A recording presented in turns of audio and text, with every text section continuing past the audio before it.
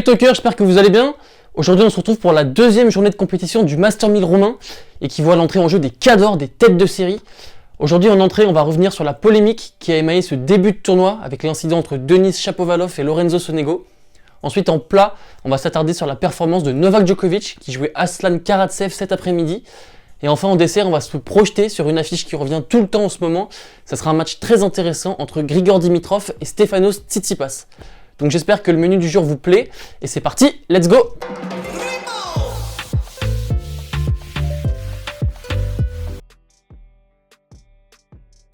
Comme je vous le disais dans le menu du jour, on va revenir sur la polémique qui a émaillé ce début de tournoi et qui impliquait en plus un local, un régional de l'étape, Lorenzo Sonego, qui jouait sur le court principal face à Denis Shapovalov.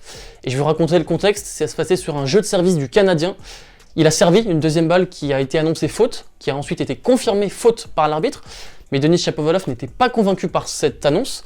Il a essayé de parlementer avec l'arbitre en lui montrant une balle qu'il pensait être bonne. Et l'arbitre n'en démordait pas de sa position, il restait sur sa première impression. Ainsi, Shapovalov a voulu franchir le filet pour aller montrer à l'arbitre la balle qu'il pensait être bonne.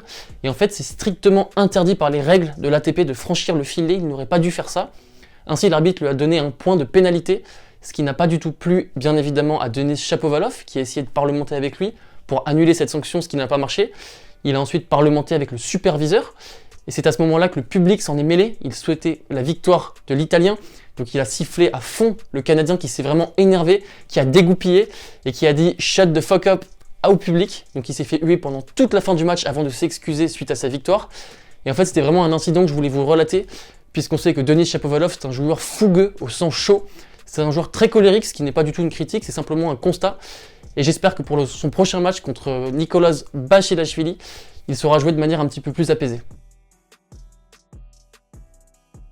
Et puis dans l'après-midi, on a eu droit à une reprise en douceur de Novak Djokovic qui s'est imposé 6-3, 6-2 face au demi-finaliste de l'édition 2020 de l'Open d'Australie contre lequel il avait joué, il l'avait battu avant d'aller remporter le Grand Chelem face à Daniil Medvedev. Djokovic avait également perdu l'année dernière sur terre battue du côté de Belgrade à l'issue d'un match extraordinaire face à Karatsev. Donc c'était pas forcément un tirage évident. Et pourtant Novak Djokovic a réussi plutôt un très bon match, notamment en retour. Il s'est procuré pas moins de 10 balles de break. Au service, je trouve qu'il peut faire encore mieux, puisqu'il a servi seulement 49% de première, même s'il a connu 76% de réussite derrière. Mais dans l'ensemble, c'est ce qu'on dit sur la chaîne depuis plus d'un mois, il monte clairement en puissance, il monte en régime. Déjà, au niveau physique, il tient le coup. Après sa défaite face à Carlos Alcaraz, Alcaraz lui avait vraiment imposé un défi physique. Djokovic avait répondu présent. Il s'était pas écroulé comme il avait pu le faire face à Davidovich Fokina à Monte-Carlo, où il avait pris 6-1 dans le troisième set, ou lorsqu'il avait pris une bulle du côté de Belgrade face à Andrei Rublev.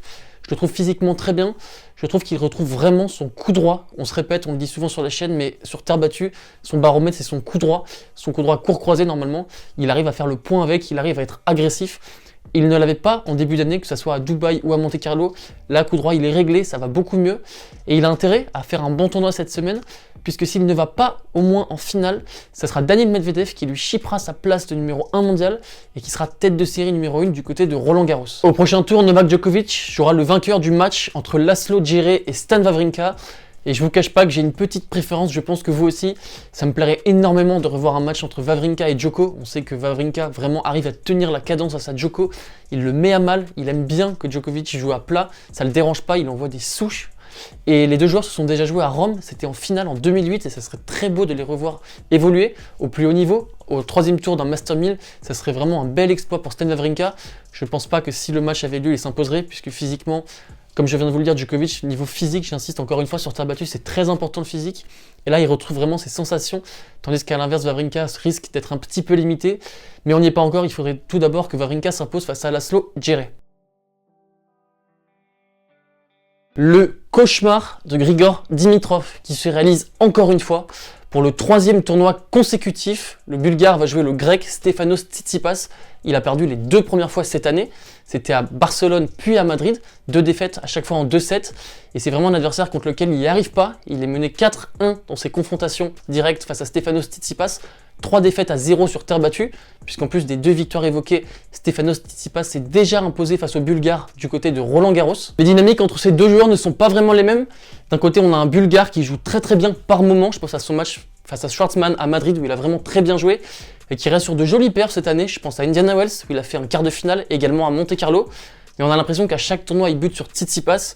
Et Tsitsipas, justement, il reste sur une grosse série de confiance due à son titre engrangé du côté de Monte-Carlo. Également, il a fait une demi-finale à Madrid. Pourtant, c'est un tournoi dont les conditions ne sont pas réunies pour qu'il puisse exprimer son meilleur tennis sur terre battue. C'est dû à l'altitude notamment. Et là, la surface de Rome se prête beaucoup plus à Roland-Garros, là où il exprime ses meilleures ambitions, ses meilleures sensations. Et ça s'explique par plusieurs raisons. Déjà, cette surface-là se prête beaucoup mieux pour son service kické, qui fait que la balle rebondit très très haut et c'est très compliqué de retourner un service kické. Je pense à Stefanos Tsitsipas, mais on pourrait également citer Carlos Alcaraz. Également, le revers du grec est bien plus efficace sur terre battue. Avec ses trajectoires bombées, il arrive à faire reculer ses adversaires, ses trajectoires puissantes. Il arrive à les enfermer dans la diagonale revers. Et puis après, Stefanos Tsitsipas, c'est un joueur qui raffole des décalages côté coup droit. Et sur terre battue, comme c'est une surface très lente, il a le temps de se décaler sur son coup droit avant de conclure sur le côté du court qu'il s'est ouvert en enfermant son adversaire dans la diagonale revers. Également, Stefanos Tsitsipas, c'est un vrai terrien. Toute sa vie, il a grandi sur terre battue. Il a le jeu de jambes, il a le physique. Je pense à son match face à Schwartzmann à Monte-Carlo. Une énorme bataille où il était mené 4-0 dans le 3e set avant d'enchaîner 6 jeux de suite. Donc voilà, Stefanos Tsitsipas, c'est vraiment un joueur qui est très très très bon sur terre battue. C'est sa surface de jeu. Et je vais vous lire quelques stats que j'ai pu compiler pour préparer le preview de ce match. Depuis 2020 sur terre battue, Grigor Dimitrov, c'est 17 victoires pour 12 défaites. Tandis qu'à l'inverse, Stefanos Tsitsipas, c'est 40 victoires pour 9 défaites, marquées par 2 titres à Monte-Carlo et une finale du côté de Roland-Garros. Donc mon cœur, bien évidemment, va aller du côté du Bulgare, puisque Grigor Dimitrov, c'est un joueur dont je raffole. Je suis un grand fan de Federer, et Dimitrov a longtemps été présenté comme l'héritier de Federer, même si maintenant la comparaison n'est plus d'actualité. Mais juste de voir Grigor Dimitrov jouer, lâcher ses coups droits, ses revers longs lignes, je trouve ça magnifique. Donc le cœur va aller vers Grigor Dimitrov, mais je vois néanmoins Stefanos Tsitsipas s'imposer pour la 3e fois en auto semaine face aux Bulgares. On arrive à la fin de notre 2e crème liftée du tournoi romain de Rome. Demain, ça sera Constantin qui vous donnera rendez-vous pour la 3e. Quant à moi, je vous souhaite un super tournoi. J'espère que vous prendrez beaucoup de plaisir à regarder les matchs, notamment celui entre Grigor Dimitrov et Stefanos Tsitsipas. Et je vous embrasse, à très vite.